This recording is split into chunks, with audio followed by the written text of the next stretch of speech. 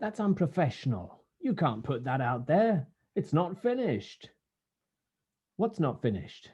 This week, we're looking at the difference between polished, post produced content and raw, honest, and edgy actual content that's coming out today, and the battle between two cultures.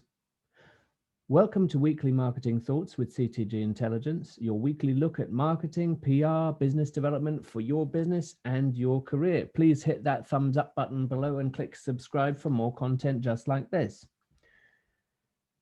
We've all seen it. Someone's posted something, it looks a bit raw, a little bit unfinished. Maybe even you think that this virtual background with all of the inaccuracies, it's not post-produced enough. But that's the rub, because today in a TikTok world, what's better? Something that's beautiful and polished and seamless, but not very personal, or something that someone has just created just that moment because the moment took them, they just wanted to put it out there. There is a generational divide, there is a cultural divide, but this has always been going on. And there's an added dimension to the debate, which is context, because it depends what platform you're using. You have to speak the native language of the platform you're using. If you look back, people said, I have a MySpace page. And everyone said, no, you can't use that for your business. You need an effective .com page. And then people said, well, I've got a WordPress website. And people said, yeah, but that's, joeblogs.wordpress.com. That's awful. That's too informal. You can't do that. I have a business Facebook page.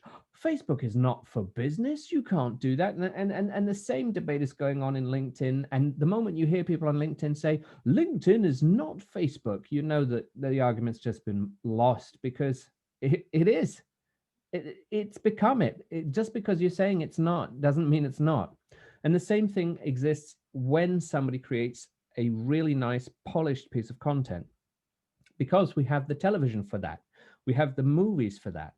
But when you're creating a video and it's unscripted, like this is not scripted. I have a few ideas that I want to go through, and I want to, talk through these points, but it's unscripted. Decades ago, that would have been unheard of. And of course, the production, cost of putting out a video like this would have been enormous anyway. So you wouldn't want to waste it on just a weekly marketing thought. But next time you see a colleague that puts something raw, like the kindness games that Tim and Lee have been putting out there with the GSD crew, don't say, oh no, it's too honest, it's too unprofessional, because that actually denies the wave that we're riding right now.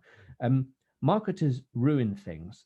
They always ruin things. So, something that's nice and edgy today, marketing gets hold of and they exploit it, and then they ruin it. And actually, the bigger picture is whether or not companies can allow personality to shine through in these campaigns. So many people have done it by getting celebrity endorsements, where any personality is the sole responsibility of the celebrity. But would you let your marketing manager loose on a webcam?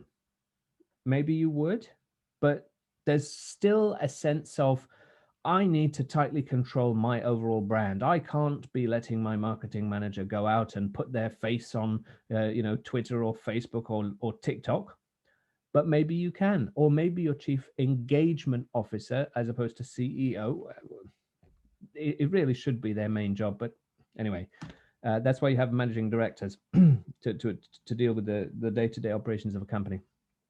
Anyway, think about people buying from people and how you're going to put that content across. Think much more about riding the wave of informal content. And if you see someone new in their career putting out something and it looks cheesy, maybe idealistic, don't slap them down. Well, actually, it's bad news for you, because if you think about it, they're going to progress in their career and they'll remember you doing that to them. It's actually a very personal slap down. But anyway, that aside, let them get on with it. Give them advice if you like, but recognize that there is a cultural gulf between post-produced finesse and the enemy of done is perfection. It's really that simple. Are you going to go and do a TikTok video in a security field? Who knows? There's lots of people that are doing it. They're not dancing, they're being them in a TikTok context. Me, I put out some snippets of events. There's no dancing in there. So just because you're being informal doesn't mean you have to stop being yourself. Those are my thoughts this week. Please give me a thumbs up and hit subscribe for more content just like this. And maybe tell me in the comments if you've done something informal recently and how it's worked out for you. Anyway, big shout out to the Kindness Games and all of that crew. We'll see you next week.